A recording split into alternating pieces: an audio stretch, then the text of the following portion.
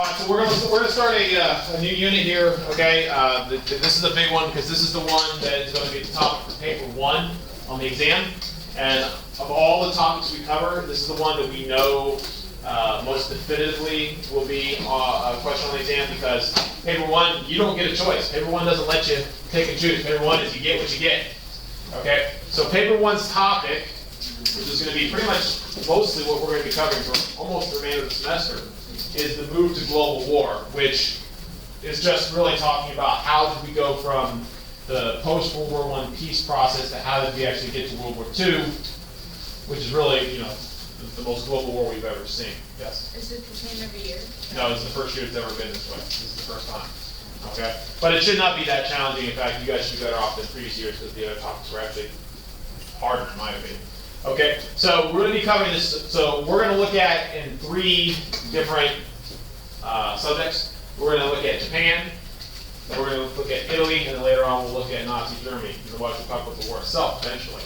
Okay, but we're going to start off today by talking about Japan, because of course when we actually look at it chronologically, we look at which country kind of began the process of moving us towards global war. Really, Japan is the first one. Alright, so we're going to start off talking about Japan as a world power. We're actually, in order to do this, we're going to have to go way back. Okay, because today we're actually probably not going to get into any of the things that Japan did, specifically the events that contributed to global war. But what we're going to talk about is the background and how we got to a situation in which Japan was even willing to do these things. Okay, so first thing, let's talk about Japan way back. Okay, so we're going to go back a good bit here now. So let's go back to the pre-1850 era Japan. So if we go back, over 150 years, Japan existed under a feudal structure of government. So let's talk about feudalism for a minute, because you may not be familiar with this. Feudalism is a system of political structure of government that existed not only in Japan but also in medieval Europe, so you might be familiar with that. Under feudalism, usually power is kind of distributed, and usually it is in the hands of a number of warlords who control private armies, and they use those private armies to control power over a specific region. Okay, and that is exactly how it was in Japan prior to the 1850s. In Japan, there was an emperor who was considered not only a leader, but also in many ways a living god. And the emperor gave authority to rule to various warlords under him, who maintained power and control through the use of private armies of soldiers known as samurai. Okay? And this is very similar, and the reason I brought this up, this is very similar to how power was kind of structured in medieval Europe. You had a king, who then gave power and title to nobility, who then maintained control of their respective territory through private armies and knights. Okay, so very, very similar. And this is how things were up in Japan until the 1850s. Now, Europe had long since moved away from this kind of structure of government, but Japan was still using it. And the reason why is Japan lived in isolation. Hundreds of years prior, Japan made a decision that they wanted to maintain their traditional way of life and be devoid of influence from outside countries. So they actually kind of went into self-imposed exile, and they went into isolation, and they prevented their people from leaving the country, so they could not be bringing back new ideas, and they also blocked foreigners from coming over there as well. So for hundreds of years, Japan remained in isolation. As a result, maintained this feudal society. That is, until 1853. And you might remember, you remember this from last year. We talked about this very briefly last year. In 1853, the United States opened the doors to Japan by force. Okay, our Navy, under the leadership of an American naval officer, Commodore Matthew Perry, we sailed to Japan and we forced open their ports. Okay, with our modern Navy and a show of force, we forced the Japanese to let us in.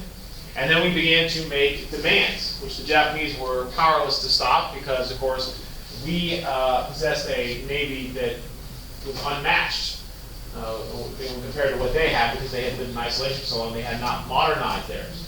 So by force, we made the Japanese open up their ports to us, and we forced them to create a treaty with us called the Treaty of Kanagawa, which gave us trade rights with Japan. Okay, and of course, not only did this benefit us economically, ultimately it would bring new ideas to Japan, which would radically change their entire political system and their social structure and everything. Okay, so this is the beginning of major changes in Japan. Okay, is your question? I was just wondering why we did that if they didn't want Economics, we wanted to trade with them. You know, particularly we wanted to get our hands on some of their products. Japanese silk was actually one of the things. We also wanted to make sure that we had ports where our ships could stop over if they, were damaged or anything, or sailors were shipwrecked. We wanted to make sure that they would be given good treatment. Yeah. We also have a treaty with China and stuff. Yeah, well, we would be going on to do that. Yeah. And we were done with it. After the Treaty of Kanagawa, other European nations would impose what we call these one-sided treaties on Japan. And while they were mostly beneficial to the European powers, the Western powers, Japan did benefit. Now, as a result of this, Japan enters into a period, the Meiji period, in which they rapidly modernized, industrialized, and began to adopt kind of a Western-style government. It is a radically transformative time in Japan. Okay, in just a matter of decades, Japan is completely different. Right? They abandoned this feudal society they had that is now outdated, and they began to, as quickly as possible, adopt Western politics, Western economies, Western militaries, even Western clothing. You look at this picture, look at the clothing. The military officers are very much dressed in Western European style uniforms. Even the dress would be something you might see at that time period in Europe. Yeah. Was that by choice or was that like? This part would be mostly by choice. Like they said, they let it influence them. Yeah. Okay, yeah, that's Yeah, this was not forced upon them. But of course, take it all the way back to the beginning. I mean, arguably you could say it was, in the sense that these ideas wouldn't have even gotten into Japan had we not forced the doors open. Now, overwhelmingly, like I said, this is very transformative Japan. Japan, in a matter of decades, tries to catch up with the rest of the world. And they modernize, okay, and go through their industrial revolution to the point where by the turn of the century, they are very much competing with much of the Western world in terms of their economy and things like that. All right, which leads to their first war with this new modern military. So, in 1894, war breaks out between Japan and China. All right, and this, this mostly has to do with competition over influence in the region. Japan was challenging China to be the most influential power. They were fighting largely over control over the Korean Peninsula. Historically, China had been the dominant power in Asia. Now Japan was challenging them. Okay, so in the First Sino-Japanese War, the Japanese, with their new modernized navy, which is depicted in this picture here, were able to defeat the Chinese, which completely changed the power structure in the region. The Chinese were now secondary to the Japanese, and the Japanese emerged not only as a power in the region, the most influential power in the region, but they also emerged as a world power. And a lot of this had to do with the fact that they had modernized their military and their navy as a result of the Treaty of Kanagawa and other treaties. All right. Now, it was one thing for the Japanese to defeat China. Okay, and China was a power in the region, but it would be another entirely if Japan was able to defeat a European power, because at the time, amongst the European powers, they viewed the nations of Asia as being secondary or lesser to that of Western Europe. So in 1904, Japan goes to war with Russia. Once again, similar reasoning. Both were competing over influence in Asia. China, both were competing to have influence in the region of China, mostly Manchuria.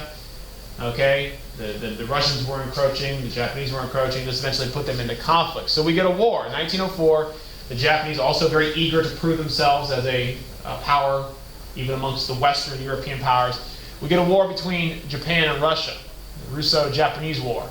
And much to the world's surprise, okay, the Japanese defeat the Russians in a humiliating fashion. This is a Japanese victory, which shocks the world because, of course, once again, this was not China. Okay, this was Russia, and of course, amongst the European powers, they did not, they held Russia in a much higher regard than they would of Japan. So this victory is considered to be pivotal in Japanese ascent to power. Following this war, it's clear that not only are the Japanese a regional power, they're a world power, and that the Western Allies need to take note. And it's not surprising, for example, that England forms a military alliance with the Japanese, because they see them as the growing and dominant power in the region. They want to align their fortunes with them. Okay, and of course, on the Russian side of things, this was humiliating. It contributes to the overall feelings in Russia that are growing, that the Tsar and their existing political structure is a failure. And of course, nothing happens immediately as a result of this. Obviously, it was very humiliating. It was a blow to Russian prestige. And you could argue that it led to a lot of the other things that happened in the pre-World War I eras with Russia trying to kind of regain some of its status. So, maybe it leads to World War I in that sense. But it kind of shows you just it's the beginning of the end for Russia in terms of the Tsar and their existing political structure because of this stuff. The continuous defeats and humiliations are causing a lot of turmoil in that country. But of course, Japan is rising in power. And of course, the only reason Russia gets out of this war, they didn't, and the only reason the war went on for as long as it did is because Russia was so embarrassed by it, they didn't want to lose, they didn't want to quit. So the war does come to an end. The Treaty of Portsmouth ends the war, largely because the United States intervenes. You might remember this also from U.S. history. Teddy Roosevelt, our president, he was the one who helped negotiate this, got the Nobel Peace Prize for it. He called the Japanese and the Russians together, and he actually brokered this peace. Okay, and of course the Japanese got the better of it. Although the Japanese did resent the treaty still, even though they won the war, although not officially in name in any way, but they did win the war. The treaty they felt was not balanced correctly, given the fact that the Japanese were winning in overwhelming fashion. They felt like they should have been given more out of it. But as a result of the treaty, Japan not only had its own territorial influence over Korea, but now Japanese influence in Manchuria, which is this portion of China here, okay, was now really complete. The Russians had been kind of expelled out, and the Japanese now maintain control there as well, which we're not going to get to too much today, but later on, this is going to be the flashpoint for World War II in Asia. It's going to be in Manchuria that the war truly begins. Okay? And it has to do with the Japanese kind of earning the right to be the influence there as a result of this war. So Japan is growing in power. Okay, which brings us to World War I. I'm not going to say too much about this. We already did World War I, okay? During World War I, Japan was involved. Japan joined the war in 1914, pretty much right near the beginning. They were in a military alliance with Britain. So when the war broke out, Japan basically said, well, we'll help you out. They joined the Allies. We'll help you out, but we want the right to take German possessions in the Pacific. To which the Allies were okay with. They said, well, we need all the help we can get, so that's fine. So Japan was one of the Allied nations in World War I. And for the Japanese, the war went pretty well for them. And that's because, of course, the Japanese did not get sucked into the really heavy fighting that was the Western Front. The Japanese were active in the Pacific, seizing lightly guarded German territories, which they were very effective at doing. They used their navy also very effectively to deal with German commerce raiders and things like that. So the Japanese were very successful. And you could argue this led them to believe that their military victories, that they were much stronger than they actually were, which may explain why they did some of the pretty bold things they would go to do in World War II. I don't know if that's true, but it's an interesting argument. But anyways, very successful in World War I. Of course, they were one of the Allied victors. So at Versailles, they expect to get stuff, and they do get some stuff. Okay, so let's talk about the Treaty of Versailles in Japan. We didn't specifically talk about Japan when we went over this. So at the Paris Peace Conference, the Japanese were the only Asian power given really any say or influence in anything, for the most part. Okay? They were not, of course, equal to the Big Four. The Big Four were the most influential countries there. But the Japanese did have some influence. Okay? So that shows you that Europe is looking at Japan as being really the sole, even relative equal of theirs in Asia. So Japan did receive territory as a result of the war. This is completely defying the 14 points, right? Because the whole self-determination. This was not supposed to be a war of victors. It wasn't supposed to be the spoils of war, yet there was. Okay? So Japan receives German colonies, some of the islands you see there. They also received territory in China like they demanded. Now, did they get everything they wanted? No. The Japanese expected to get a lot more territory, a lot more influence out of the Versailles Treaty. They didn't get everything they wanted. So they do come away from the Versailles Conference feeling a little bit cheated, okay, as many countries felt. No one, I don't think anyone left Versailles feeling like, hey, that was great, okay?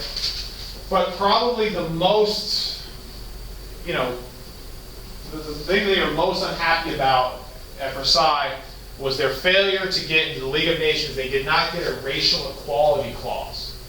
Okay, the Japanese campaigned very hard with the other Allied leaders to make sure that the League of Nations Charter, which is the document that governs the League of Nations, they wanted to ensure there was a racial equality clause. What would that do? That would ensure that all countries in the League would acknowledge equality of races. Now, why would the Allies fight that? They did. They successfully blocked it. Okay, a lot of the other Allied countries were worried that if they included a racial equality clause, they would probably have to respect the rights of their indigenous people in their colonies to a greater degree. And they did not want any challenges from within. So in order to preserve their empires, the Allies blocked this racial equality clause, which really greatly offended the Japanese because they felt that they were, you know, being targeted. And of course, at the time, compounding this was that in many countries, they had very racist immigration quotas. The United States was no exception. You know, we had quotas that were very discriminatory towards people from Asia as opposed to people from Europe. Okay? We had the Chinese Exclusion Act. We had the Gentleman's Agreement going into the 20th century, which completely blocked Japanese immigration. So our immigration policies were directly targeted, in many cases, even against specifically Japanese people. And, you know, this was big news in Japan. They were greatly offended by this. So the fact that they cannot include this racial equality clause contributed to feelings of hostility as a result of the Versailles Conference. Okay, so Japan is going to kind of feel like they've been betrayed by their allies. Okay, so they're not too happy. But for the most part, you know, there's not going to be any immediate fallout from this. It's going to take some time. Okay, any questions on that? All right, now we're going to go to the 1920s. Now, it's really easy to kind of remember this. In the 1920s, things were pretty good, okay? And in general, in the 1920s, there was an overall commitment by the world to maintain peace and collective security. The 1920s was definitely a decade that was, you know, largely motivated by keeping the peace because no one wanted another world war. Okay? So during the 1920s, we see a lot of effort. We're not going to get to all of them. We're seeing a lot of effort at keeping the peace, which Japan is a model nation. Japan is helping lead the charge towards peacekeeping during the interwar years. That is until the 1930s. So let's first talk about this, okay? One of the big efforts towards peacemaking and peacekeeping during the interwar years were conferences designed not only to prevent war, but also to reduce military armaments, because that was one of the major causes of World War I. One of the most prominent conferences of this time period were the Washington Naval Conferences. Okay, there were several other the ones, you know, there's the Marine conferences in Geneva and London, but the Washington Naval Conferences had a lot of direct effects, and Japan was an influential member in all of them. So from the Washington Naval Conference, we get 3 significant treaties, which are kind of hard to remember because they all similarly titled. You got the 4-power treaty, the 9-power treaty, and the 5-power treaty. There's no easy way to remember them, okay? And, you know, just basically what you need to know is, you know, what each one was intending to do. All right? So the 4-power treaty is probably the easiest one to understand. The 4-power treaty, which is among the signatories up there, Britain, Japan, US, and France, okay? This was an agreement amongst all of the countries there that they would all respect each other's territorial possessions, okay, in the Pacific. In other words, their colonies, they would all collectively protect them. Any attack on their colonies would be defended by everyone else's. It was a way that they could ensure the security of their most remote colonies. All right? It was fueled by both self-interest, which is protection of their colonies, but also collective security, by preventing war by mutual defense. Okay, so Japan, of course, was part of that. Then you get the Nine-Power Treaty. All right, the Nine-Power Treaty was, once again, it's not up there, but it was a commitment to maintain the open door policy in China. Okay, since the turn of the century, China, the United States had proposed the open door policy, which was basically, we would consider China would be open to investment from all countries. No country could dominate Chinese trade. We've got to leave that door open. So the Nine-Power Treaty was a treaty in which the countries that signed it all agreed that they would maintain that policy in China. No one country would work to dominate China exclusively. China was to be shared. Okay? Yeah. Was China like forced into battle as well? Pretty much. Yeah. China was in no position to really resist at this time. Did it benefit them? Did it benefit them? Well, it benefited them in the sense that it gave them some protection against complete domination, but did it actually benefit them for most of the trade stuff? Not so much. So they were basically being exploited by the rest of the world.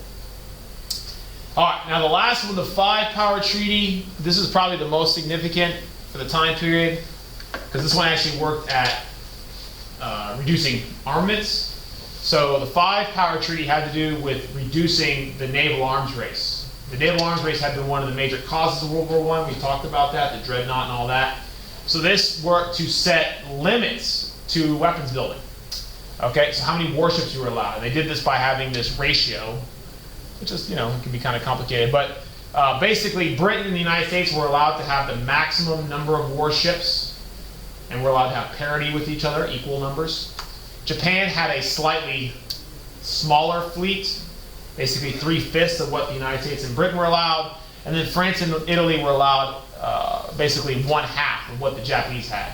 So the ratio was 5-5-3, 1.5, 1.5, which is really complicated. But anyways, long story short, some countries were allowed larger navies than others because they argued they needed those navies to protect their interests. Britain is an island, it needs a navy. The United States was removed from most of our Pacific territories, so we needed a navy to protect those as well. And then, of course, less so for Japan and then France and Italy, which, of course, had less need for a navy. They also had less than the others. But anyways, the goal here was to reduce arms. Okay, so this is actually probably one of the most significant practical attempts at reducing militarism during the interwar years. Okay, so it was temporarily effective, I guess you could say. All right, but like I said, during the 1920s, we see the most progress at trying to limit, kind of the causes of war that caused World War I. Okay, so there were some positive steps, and this wasn't the only one. I said there are other conferences. There was a London Naval Conference. There was a Geneva Conference, which ultimately failed because of the start of World War II. But anyways, there were attempts, and only in the 20s did we actually see this happen. Now, probably the most, I always like to bring this one up because I think it's the most pure example.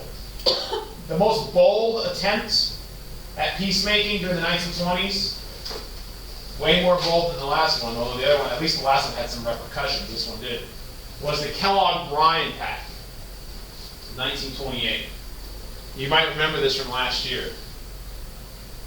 Okay, the Kellogg-Briand Pact, because the United States signed this, as well as about 80 other countries, including Japan.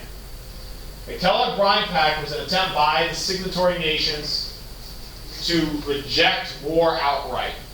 In other words, we will not use war to achieve national aims. Basically, it was trying to outlaw war, which is a very bold or fantastic thing to try to do, but in the spirit of the 1920s, what was going on in the post-World War I era, when people were terrified of the thought of another world war, okay, and the spirit of what was going on, this was a genuine high point in relations, right?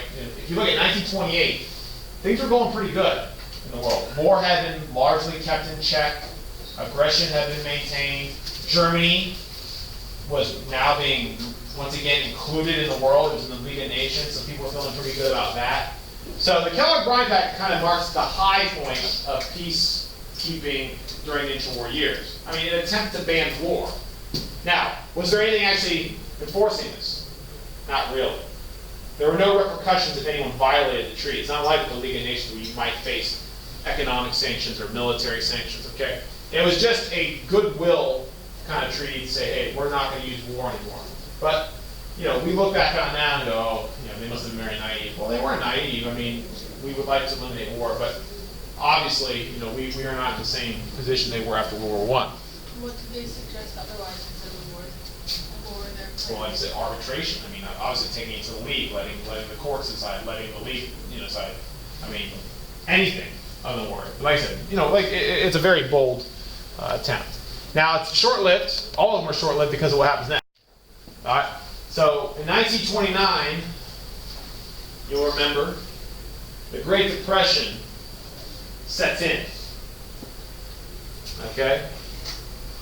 So the Great Depression, which we oftentimes say begins in 1929, usually it start with the great stock market crash in 1929.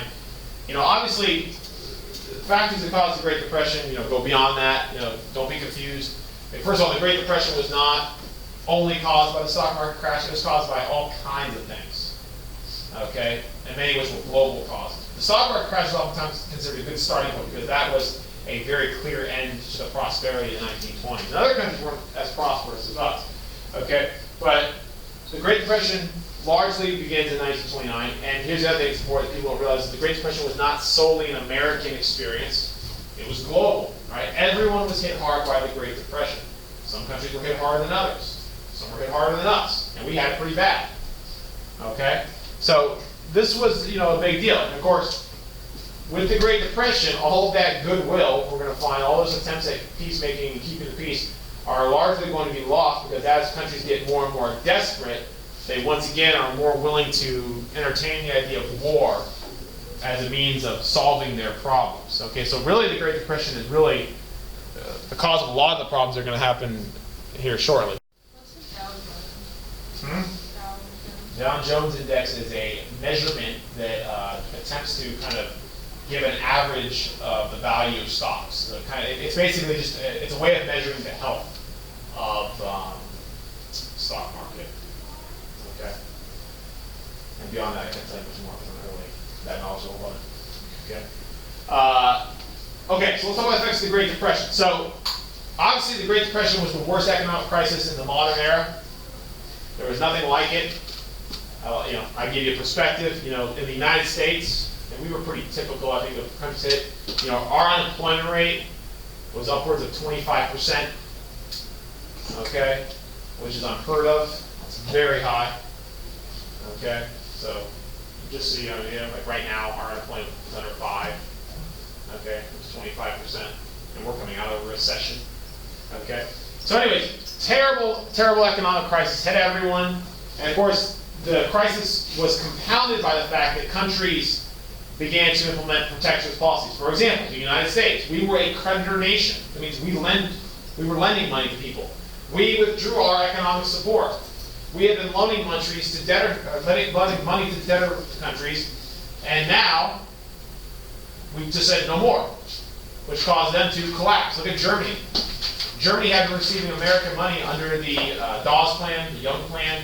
We withdrew that. Now Germany couldn't pay its war reparations, which caused them to collapse.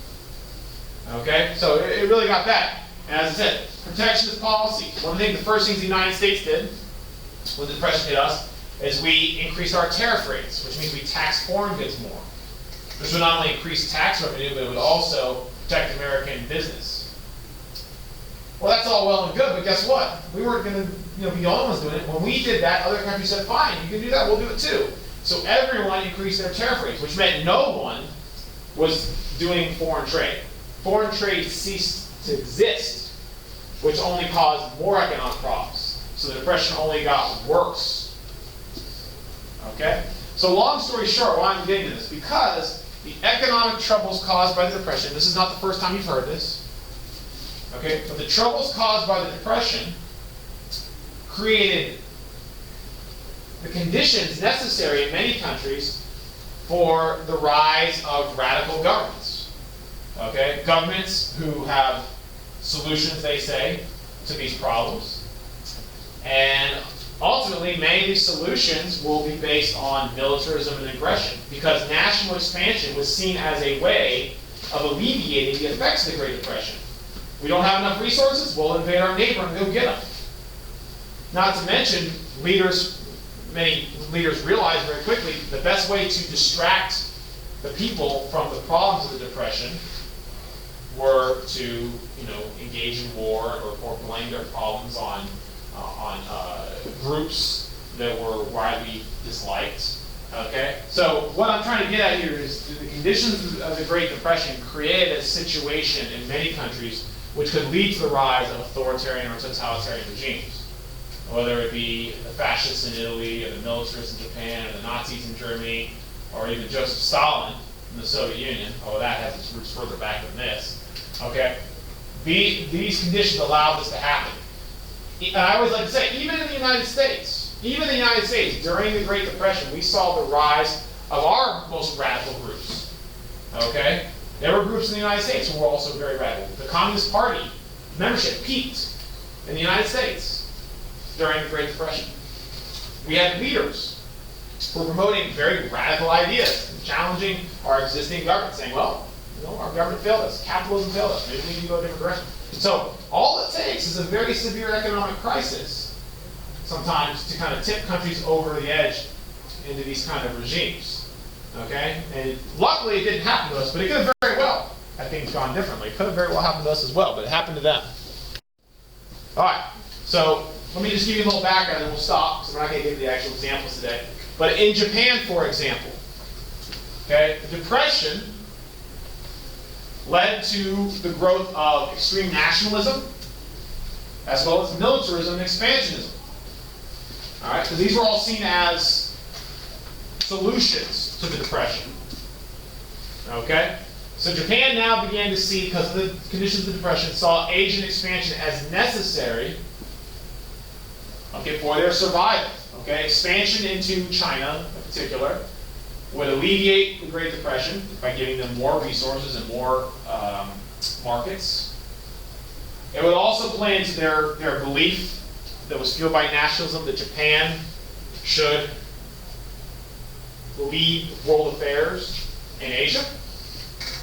And it would even give living space for a crowded island nation. Japan's an island, has only finite resources and space. They need living space for this new empire they're creating. Which, if you remember anything from World War II, that should all sound very familiar. Literally, living space was the phrase, the term that Adolf Hitler used to explain his need to expand into places like Czechoslovakia. The Lebensraum, that means living space. Okay, so it's funny how the Japanese, and the Germans, they're on the same trajectory, and they're independent from each other at the moment. Right? At this time, they are completely non-aligned,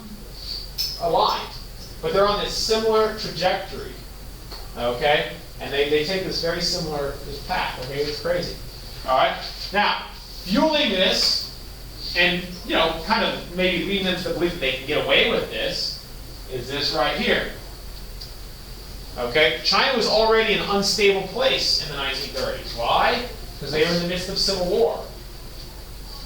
All right? China was in the midst of a civil war between the communist and nationalist forces. This is the same civil war that ultimately ends in 1949 with China becoming a communist country under Mao Zedong. So this is going way back, and this has already been going on. Okay? So the Japanese see China as easy pickings, right? It's divided. It's already at war with itself. What better time than now to act and seize territory in China while they are so divided? Now this last one, I'm not going to spend a lot of time on this. This is probably the only time I'm going to really talk about it. But your book goes into a lot of detail on this. So this is one of the areas where I need you to really make sure you're on top of your reading. The study guide goes over it, so you should be forced to. Okay?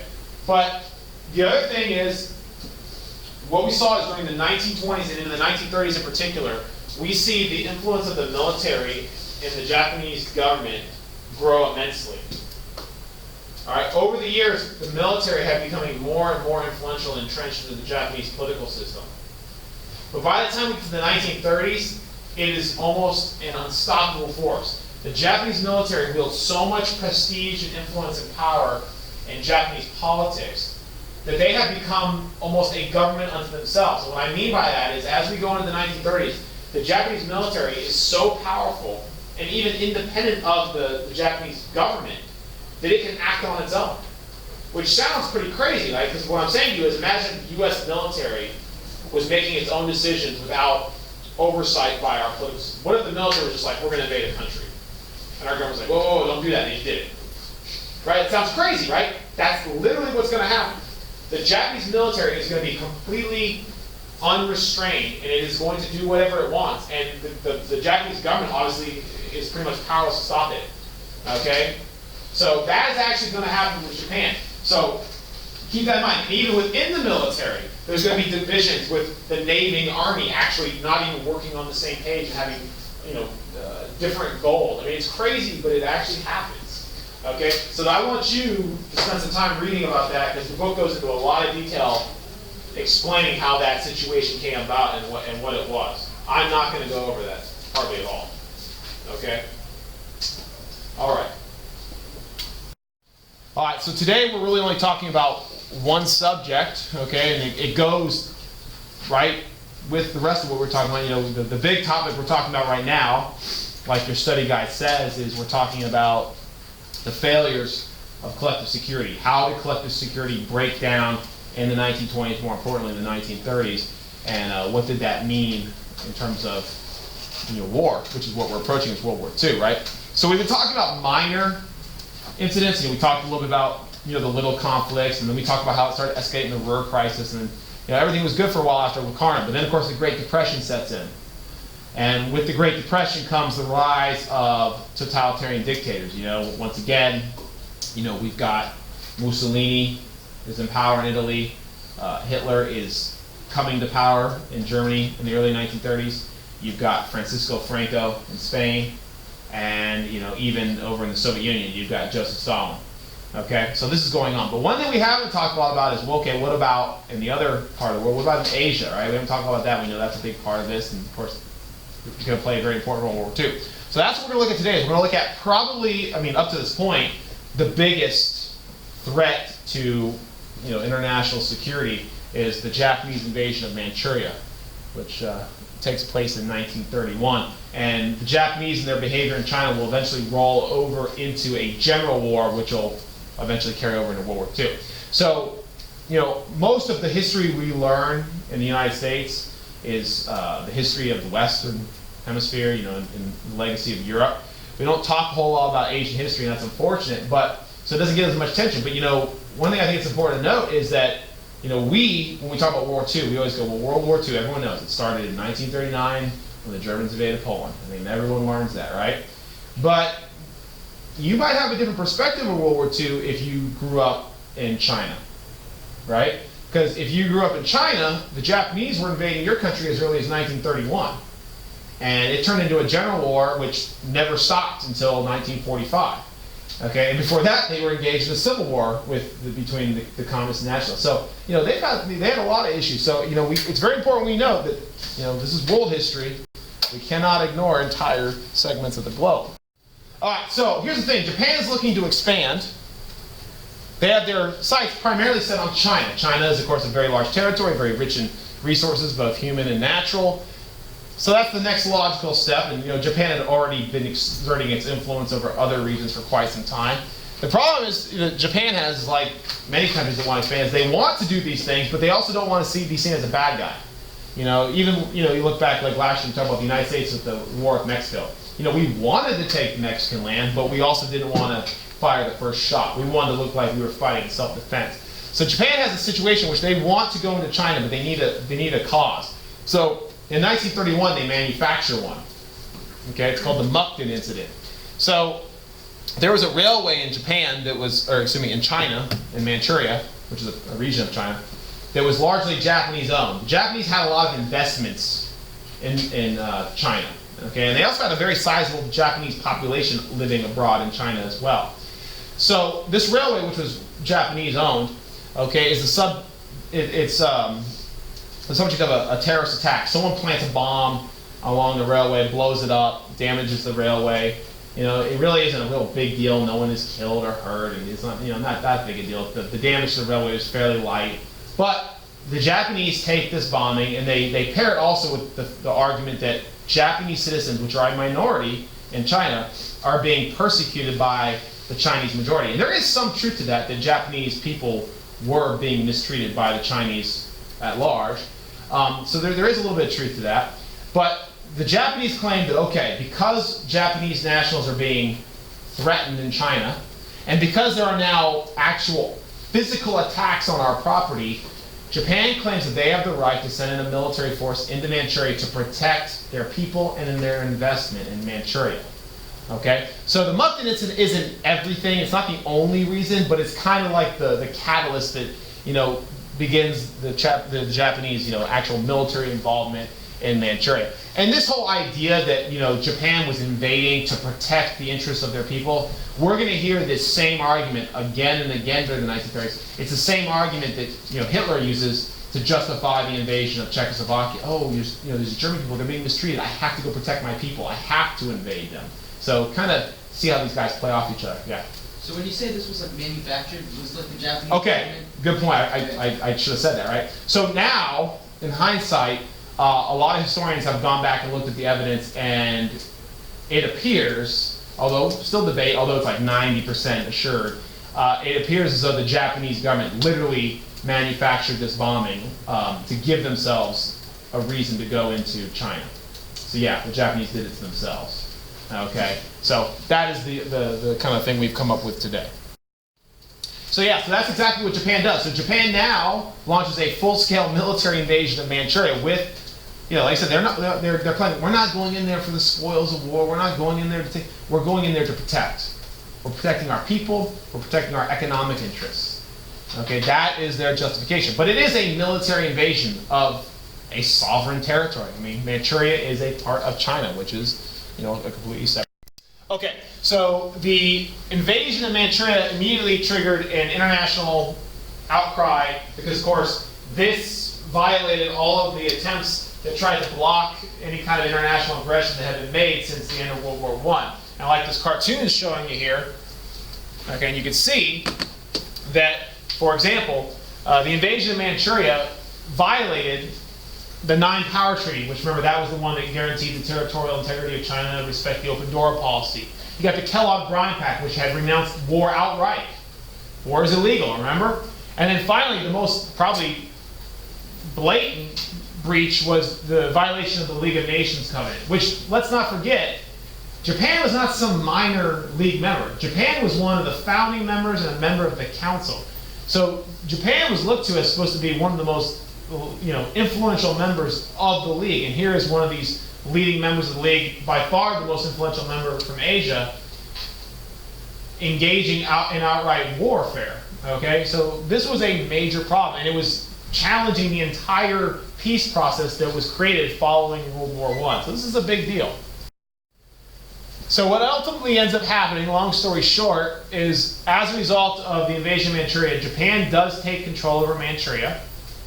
And then they rapidly move to declare it, in their words, they call it an independent state, and they name it Manchukuo. Now, on the surface, Manchukuo appeared to be a fully independent, autonomous territory with self-determination and things like that. But the reality of the situation was Manchukuo was nothing more than a Japanese puppet state. It was controlled by Japan, and it was just an extension of the Japanese Empire.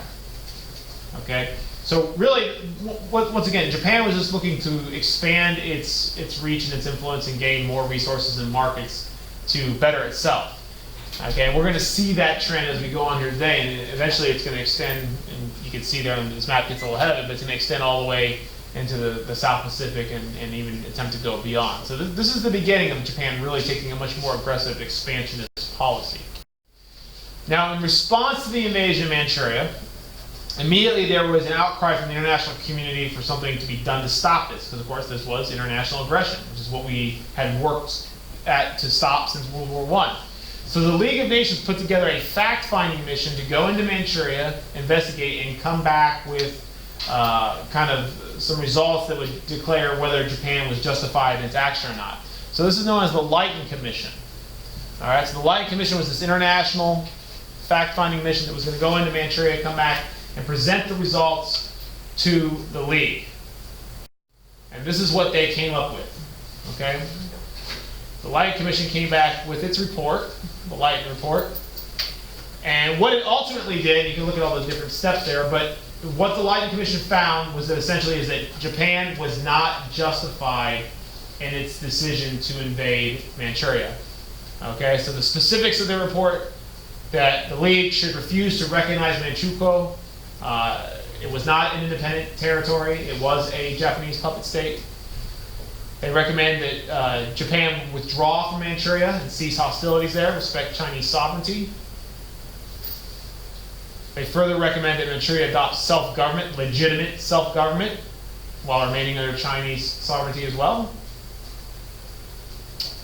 And lastly, they recommended that Japan and China open up negotiations, end hostilities, and open peaceful negotiations. All right?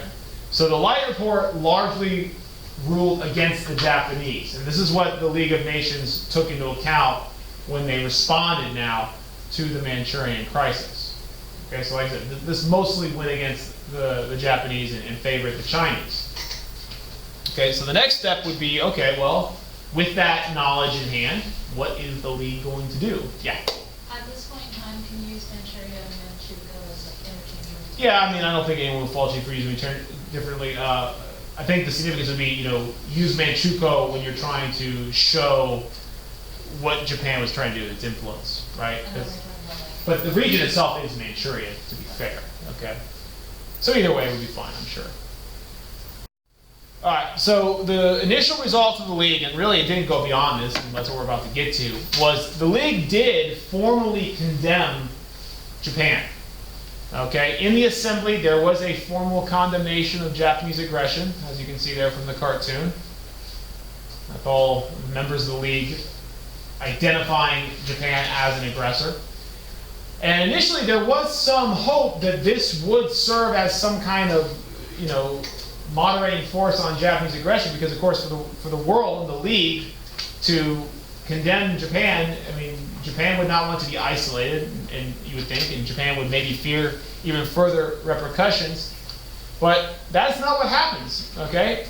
Because Japan is all in on this expansionist policy. So in response to the League condemnation, Japan simply quits the League. Okay, which sets a very dangerous precedent, which is that League members, when challenged, can simply just leave. Okay, and while Japan is the first, ultimately, by the time World War II rolls around, we'll have seen other nations simply quit in response to any kind of condemnation. Germany and the Soviet Union, and so on and so forth. So, anyways, Japan quits the League. Now, still, there is a question: was whether the League would go further. Would the League take extra steps? Would they impose economic sanctions on Japan that could possibly cripple them? Or would they even consider using military force to block Japanese aggression? So these were all good questions. The answer is none of the above. They will do nothing. Okay? Beyond this simple moral condemnation, Japan will not face any formal punishment from the League. Which asks the question then, well, why? I mean, the whole purpose of the League is this whole idea of collective security, that big and small states alike, that those who cannot defend themselves need help. All right? So ultimately, the League was ineffective and did not take steps to remedy the situation. All right, here are some of the reasons why. Okay, number one, the Light Report took too long. By the time the Light Report was finalized and sent to the League, Japan had already gained control over Manchuria and declared it Manchukuo. They were already dug in, and the chances of the Japanese backing down and relinquishing what they now controlled were highly unlikely. However, probably the most important thing is this next one, is that the major powers of the League, France and Britain, who were the two biggest powers, neither of them were actually willing to confront Japan for fear that it could harm them, that there might be challenges to their possessions in Asia and the Pacific, or that Japan might be provoked into starting a war and attacking their possessions in the region, which they might not be in a position to defend. Okay? So for whatever reason, of course the most important being that France and Great Britain simply did not want to risk war over China. It was not worth it to them. There was not enough for them to gain. Okay, there was no major backing in the League to actually push for further economic or military sanctions against Japan, which completely undermines the entire purpose of the League. I mean, why have a League if you're actually not going to do something about international aggression? Additionally, economic sanctions would have been undermined anyways because of the United States. The United States was not a League member, so there was nothing forcing us to engage in economic sanctions. We could have continued on trading with Japan just as free as we were before, because we're not a League member. And lastly, there was a fear that to go against Japan would lose Japan as an ally against the growing threat of communism. You know, the Soviet Union and also the communist forces in China were on the move. Japan, for as bad as what they were doing, there was the belief that, well, better to have an aggressive Japan than allow communism to go unchecked in Asia. So kind of a lesser of two evils type thing, which is, by the way, the same game they played in Europe with Hitler. It's like, well, Hitler's bad, but we need him against the Soviets. So we'll let him get away with this one time. Okay? Well, it turns out that, yeah, communism may have been a threat, but, Imperial Japan, Nazi Germany, they were equally as bad as a threat. So anyways, these are the reasons why the League did not do anything. And of course, the repercussions of this were felt throughout the entire international community, because this now created a situation that aggression could go unchecked. And if you don't think Hitler and Mussolini weren't watching and going, oh, okay, maybe we can get away with stuff, okay, you're mistaken, because following, of course, the Manchurian crisis, we will get the Abyssinian crisis with Italy, and then, of course, we'll get the buildup of the German military and expansion there in Germany, which we'll talk about later. All right, so what were the effects of the Manchurian crisis? Here they are, text for you. So Japan will maintain control over Manchuria for the time being, and of course later on, which we're about to get to here in a moment, full-out total war will break out between Japan and China by 1937. So that's the next step. We'll get to that here. Obviously, Japan's economic and strategic position was improved. They gained access to materials and people in Manchuria. And Manchuria was very rich in resources, so Japan could use those to offset the hardships caused by the Great Depression. As I said already, failure to address Manchuria collectively encouraged further aggression. Italy and Germany, okay, being the two biggest offenders, the Soviet Union also, okay. And then, of course, lastly, prove the weakness of all of the instruments of international policy. All of the things that we had put into place since 1919 to keep the peace were now really in question. If the League of Nations can't enforce collective security, what will? The Kellogg-Briand Pact? No. The Nine Powers Treaty? No. I mean, so far, what this had shown is that these treaties and these pacts were not worth the paper they were printed on. If a country, at the end of the day, says, you know what, we're going to ignore these things and go to war, and no one is willing to challenge them, what good is it? Okay? And that was the situation here. No one was willing to challenge the Japanese aggression. Mostly for selfish reasons. They were fearful of what that would mean for their own empires. Okay? And of course the United States was included. Well, even though we were a non-League member, we were included because of course we could have challenged Japanese aggression independently, but we did not. Okay? Not until much later, so that's that. Alright, any questions on this so far before the next thing? I'll give you a moment to write that down and we'll move on.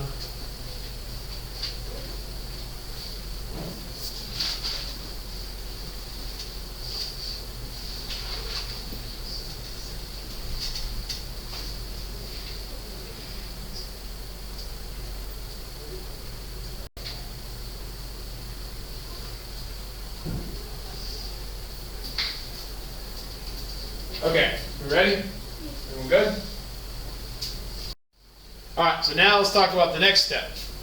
Okay, so that's on that slide there. By 1937, we're going to have all-out war between Japan and China. And this is really the beginning of global war, okay? So we're going to see the second Sino-Japanese War, or the Sino-Japanese War of 1937, which is a big event. All right, so in 1937, we get another event that sparks a crisis. This time we get the Marco Polo Bridge incident. Okay? Now, the Marco Polo Bridge incident, a little more clear than the Mukden incident. This one involves a skirmish between both Chinese and Japanese forces along their border in Manchuria on what was called the Marco Polo Bridge. Now, once again, it's not entirely clear who's to blame. The blame on this one is probably more evenly balanced than on the other one, if you believe that the Japanese staged that one. But regardless, we get this skirmish between these border forces. As a result, Japan decides that it has been attacked and that it must defend itself. So once again, they now have the excuse that they've needed to take further action. So, as a result of this incident, Japan now launches a full-scale invasion and war against China. Okay, this is not a limited war for Manchuria. This is an all-out war, okay, to defeat and conquer China. So this is a much bigger conflict. So we now have a very large-scale war between the two really most powerful forces in Asia. Okay. Now I'd like to also point out, and this is 1937. This war will eventually become part of World War II and will not be resolved until 1945. So really, this is our earliest start date for World War II. Now in the West, in every Western history book that you will find, they will all pretty much tell you the same thing. World War II starts when? You know? When? That's when it starts for the United States. 1939, what event? Germany invades Poland. Every Western history book will tell you that World War II starts September 1st, 1939 with the German invasion of Poland. Okay? And that is because in the West, we are mostly influenced by the history of things that have happened in the West, in Western European history, okay, right here in the United States. But the reality of the situation is, and I'd like you to consider this, is that if you lived in Asia, World War II did not start in 1939. It started in 1937, because that is when total war began there. Okay? And while in the West, we usually don't say until 1939, because that's when it started to directly affect Western countries. Okay, because this fighting will eventually be part of World War II, I would argue that this is really the true start of World War II. But of course, we are very influenced by the West, so we see things through that Western lens. So just consider that, okay? I'm not saying you shouldn't know that World War II starts in 1939 with the invasion of Poland, but I would also say this is part of it as well. All right, so the Sino-Japanese War of 1937 is full-scale war, open hostilities between China and Japan. Of course, this is where Japan really made the move towards full-out war to expand their territory, okay? And it was very much a total war. And of course, the Japanese early on did very well because, of course, their military, due to years of militarism and expansion, was more prepared than the Chinese for this kind of war. And of course, the other fact is that the Chinese were divided at the beginning of the war. So let's talk about that. So when Japan went to war against China, it was an opportune time because China at the time was divided in the midst of a civil war. China was in the midst of fighting a civil war between two major factions. You had the nationalists and you had the communists. Okay? However, the Japanese invasion led the nationalists and the communists to set their differences aside temporarily and form an alliance known as the Second United Front. Okay? So what you see here is you have Mao Zedong, who he's going to be real important in this class later on, who was the leader of the Chinese Communist forces. And then you've got Jiang Jiechi, or Chiang Kai-shek as he was most commonly referred to in the West, who was the leader of the nationalist forces. Those two, who had been fighting each other, put aside their differences and said, okay, we're going to go to war against the Japanese. Okay? And while, for the most part, they worked together, the fact that they had been in this war did cause China to have a lot of problems and really fighting back against the Japanese. Okay? And just like I said, this will not be resolved until the end of the war in 1945. Okay? Now, the beginning of this war kind of marks an important kind of turning point in Japanese history that they refer to as the Dark Valley period. Okay? And the Dark Valley refers to Japan during the World War II era years, becoming this very militarist, imperialist nation of warfare. Okay? And I think it kind of signifies the beginning of the military really seizing control over the country. There's no real singular event that this happens, but over the years, the military has been growing in its influence over politics. You've read about this. And its influence in politics had been growing throughout the 1930s, until by now, by the late 1930s, the military was so firmly in control of the direction of politics that really the civilian political government of Japan was powerless to stop them. I mean, arguably, the military was responsible for the invasion of Manchuria and, of course, the war with China, and had done so with very little authorization from the actual civilian government itself. There's even today, there's still debate, there's lots of different histories on this, that there's speculation that the Emperor of Japan, who was at this point now once again revered as a living god, their emperor was once again seen as God, there's a lot of debate whether the emperor even had control over his own government in any way. Whether the emperor was really just this kind of token figurehead who kind of was a symbol, but really the militarists were really running the country. Okay, so we'll look at that more later as we go along. But the military, like this cartoon showing, was dragging the Japanese people, the Japanese government, political leaders, their war industry, they were dragging them into war, and they were dragging them more into China, which you can see here is China. Okay? And it was, like I said, dictating national policies, policy of expansionism and domination. Okay? Now, speaking of the war, okay, this was an all-out total war. Okay, we talked about total war over World War I, and I've talked about how in World War II, total war will be taken to its fullest extent. Well, this is it. Okay, we get a little taste of what World War II is going to be like in this war in China. Okay, it's these total mobilization and, of course, attacks on civilians. Okay, so the Japanese helped pioneer, like many other countries will in Europe, these massive aerial bombing campaigns against civilian cities. Okay, and this was seen early on with the bombing of Shanghai, which this is a very famous picture taken following one of the bombings on Shanghai. Okay, and even more so, we see direct attacks on civilians even on the ground. Okay, probably the most infamous example of Japanese brutality in World War II, and this is before World War II, I guess you could say, but part of World War II, was what was called the Rape of Nanjing. Okay, when the Japanese invaded Nanjing, they went on a rampage of soldiers in which they killed tens of thousands of people, raped tens of thousands of women. I mean, they were just out of control. I mean, they were not just, it wasn't warfare, they were murdering people openly. Okay, and this was all tolerated within the Japanese military.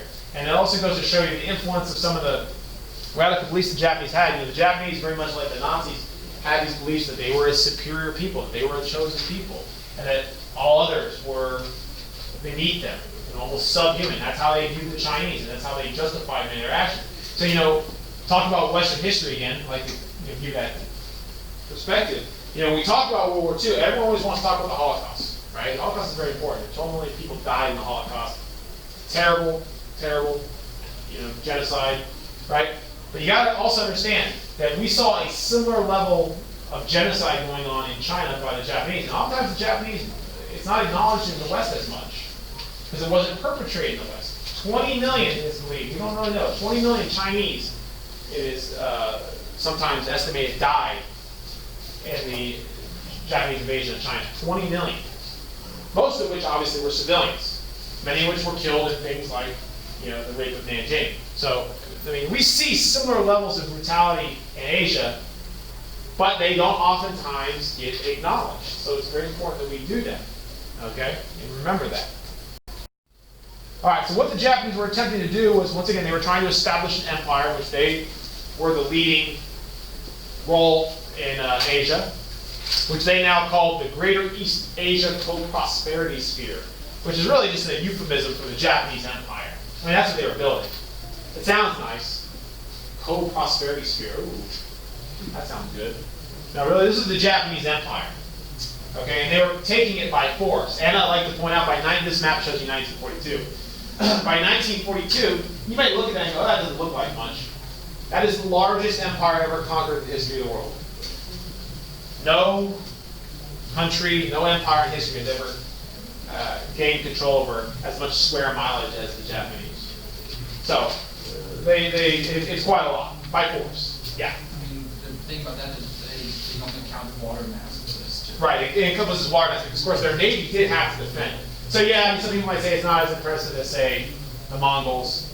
The Mongols, of course, they were the largest land empire in history. I would say there's some truth to that, but they did have to defend it by sea. And of course, we know naval battles are going to be a big deal in World War II, so we do have to take that and give credit. But you know, like I said, they were conquering this empire by force. But this all fit into their national agenda. You know, nationalism, extreme nationalism. We're a chosen people. We're going to dominate the world. Militarism is great. It's the solution to all our problems. I mean, they were carrying out this mindset to a T. Okay, and that's why they were using warfare for it. All right. Now, we talked a little bit about relations between the world and Japan. We didn't talk about the U.S. We need to specifically focus on the U.S. because, of course, the relationship between the United States and Japan was a little different. Of course, the relationship between the United States and Japan is what's ultimately going to lead to war, and Japan entering World War II in a much broader sense. So let's just take a moment and just talk about U.S.-Japanese relations and how things changed there, real briefly. So, following World War I, this is all review, you guys know this. After World War I, the United States adopted a primarily isolationist stance. You guys know that. Now, I say primarily because if you actually look at the United States, yeah, we were isolationists in most things. Like, we wanted to stay out of Europe, okay, and their wars, but we would pick and choose when we wanted to be isolationists. We were still very much active internationally when it came to our empire and also in our own backyard. We were still very much active in Latin America, where we were very interventionist still. So I hate to call us, I won't ever call America isolationists, because we weren't. But we were isolationists when it came to some territories. Okay? But for the most part, we did not want to get involved in world affairs again, because World War I had taught us a valuable lesson. And look, you know, we felt like we did a good thing, and then at the Versailles conference, you know, Wilson, he got beat up pretty good. We said, well, fine, you know, you don't like us? We'll sit this one out. Now, that went on for a while, and of course, in the 1920s, you know, we had good times, we focused on that. But in the 1930s, when the world started moving towards war, you know, we started to take notice. Now, we're still largely isolationist, but we did start to gradually say things, at least, discouraging aggression. You know, in 1932, we had the Stimson Doctrine, which was in response to the Manchurian crisis. This is directly in response to it. The United States, we said straight up, we said, look, we will not acknowledge any territory taken by force by any country. Now, did we say Japan? No. We said any country. But what we were really doing was we were speaking directly to Japan. We're like, look, you can take Manchuria, but we will never acknowledge it as actually formally belonging to you. Is it a very strong response? No. It did nothing. But it was saying it was the American policy that we would not acknowledge anything taken by force. So we were trying to kind of discourage international aggression. Now, restraining us from any kind of meaningful involvement in the 1930s were a series of neutrality acts. Okay, during the 1930s, the U.S. Congress passed a series of laws. There were several of them. They're collectively known as the Neutrality Acts. Okay? And what they effectively did was they made it illegal for the United States to basically supply or aid many warring nations. You know, it prevented us from doing so. And this was intended to keep us from getting pulled into another war like we did in World War I when we were aiding the Allies, and of course we had American ships get sunk. So these, you know, the U.S. Congress was reflecting the will of the people. I like to point that out by trying to prevent the United States from getting involved in foreign conflicts. So as the world was moving more towards war, we were kind of sitting by the sidelines, kind of constrained from getting involved. Okay, so for example, your book talked about this. Let's talk about briefly. In 1937, we had the Panay incident, in which the Japanese bombed an American ship, supposedly by accident, that was escorting merchant ships through Chinese territory. And of course, you know, there was immediate hostile response. The Japanese apologized, said, "Our bad. we kind of backed off. And that kind of shows you the willingness of the people to turn a blind eye, because if we were willing to ignore this because we were so desperate to stay out of any kind of further conflict. So it was a very different time period in terms of the national sentiment when it comes to war and international affairs. Very different than today. Okay? Now there is an exception. The American people overwhelmingly were opposed to any kind of international intervention. However, our president was not, okay? Right in the late 1930s, 1940s, we had, of course, President Franklin Roosevelt. And Franklin Roosevelt was one of the earliest voices calling for the United States to take a more active role intervening in world affairs. Despite the fact that Congress and the majority of Americans were opposed to any kind of intervention, Roosevelt continuously was trying to kind of edge us in the direction of thinking, oh, maybe we need to be involved. Yeah. What year was the speech now? This one was, oh God, I want to say 1940, but I'm not 100% sure. Okay, and he gave a bunch of speeches. The most famous one was the quarantine speech, which I have there. The quarantine speech is when Roosevelt argued that, you know, we got to look at these nations. We got to look at fascism and the Nazis and Imperial Japan. We got to look at them almost like a disease. We got to quarantine them. We can't let them spread anymore because it's a threat to the world. Now, today we look back at the quarantine speech and we go, wow, man, he was right on. Good job. But you have to realize, at the time that this speech was given, he was met with all kinds of criticism. He was being seen as too hawkish, that, oh, he wants war. What's he thinking? The majority of people actually condemned him for saying these things. And he was himself forced to kind of back off a little because the American public did not want to hear this. They didn't want to hear about America having to do its part in world affairs. So Roosevelt was a little ahead of his times in realizing we can't, you know, this war is going to be in our face. We can't ignore it forever. Okay, and he was right. Because this is what happens next, obviously, right? So you guys all know what happens. Here it is, in 1939, September 1st, World War II in Europe begins, right? So it begins in Europe, which in the West, this is when we officially say, okay, World War II has begun. All right? So September 1st, 1939, Germany invades Poland, followed a few weeks later by the Soviet invasion of Poland and the Baltic states. So war is now in Europe. Okay, of course, the United States is still sitting this out. But Europe is now fully at war. And we're going to talk about that at great length later. Not today. I just want you to be aware of what's going on. Now, in 1940, Japan joins forces with Germany and Italy and forms the Tripartite Pact, which formally creates the Axis powers. The Axis powers being Germany, Italy, Japan, which will be the enemies, the allies in World War II. Now, what the Tripartite Pact does is it basically divides the world up. Okay, Germany and Italy are acknowledged as being the leading influence in Europe and in the West. And in Asia, okay, Japan is given kind of the lead role in controlling the affairs there. So they basically divide the world up. Additionally, they also say that if any non-warring nation, so at this moment any nation that's not at war, is to join the conflict against any of the other Axis Pact members, they will work together in mutual defense. So this is also a military alliance to defend each other, which at the time, much of the world was at war, but you have to remember the United States was not. We were still sitting this one out. So if the United States does join this war against Japan, let's say, we will also be joining a war against Germany and Italy. So if you ever wondered, if you'll say, well, I don't understand, how is it when the Japanese bombed, everyone knows we got bombed at Pearl Harbor. The Japanese bombed us, why did we immediately go to war in Europe? Okay? And it has to do with the fact that we saw this as one great big war, and of course we declared war on one of their allies. So, all right. Now, by 1941, things in Europe, and I know I haven't covered this yet, you just got to remember from last year. By 1941, things in Europe were really bad. The Axis controlled much of Europe. All of continental Europe was now under Axis control. Britain was the lone holdout in the West, and of course the Soviet Union was just now kind of getting things going in the East. But it did not look good. Europe looked like it was on its last legs. So France, by 1940, had fallen.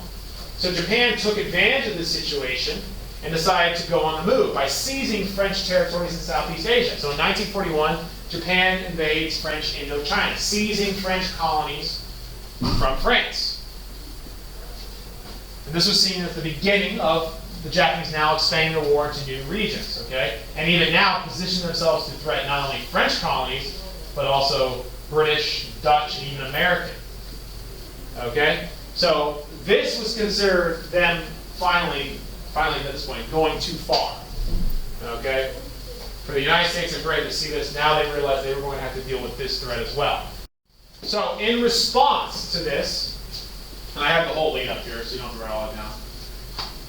But as we see Japanese aggression increasing through its war in China and now in Southeast Asia, we see a gradual escalation of sanctions against Japan by not only European countries but also the United States. So for example, the West began giving economic assistance to China in 1938 in their war against Japan. In 1940, the United States banned the sale of scrap iron, which was essential to the Japanese aviation industry. But this is the big one. This is the big one. You know this one. In 1941, in response to the Japanese invasion of French Indochina, the United States, Britain, and the Netherlands all launched a total trade embargo to Japan. We cut them off completely. Now, the most significant impact of this is right here. Oil. 80% of Japanese oil came from the United States. Without American oil, we crippled them, essentially.